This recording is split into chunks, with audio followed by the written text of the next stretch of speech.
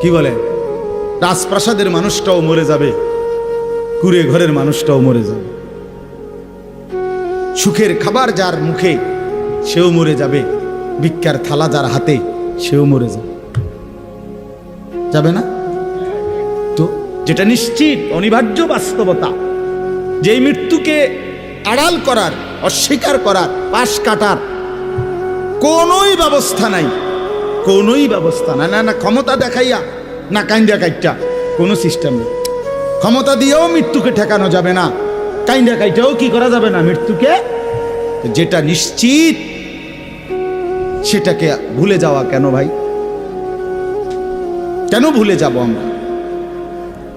আল্লাহর নবী সাল্লাল্লাহু আলাইহি ওয়াসাল্লামের যেই হাদিস আমি পড়ছি, এটাই নবীজি বলছেন, আকসিরু যিকরা হাদিমিল লাযযাত, আমার উম্মত প্রতিদিন বেশি বেশি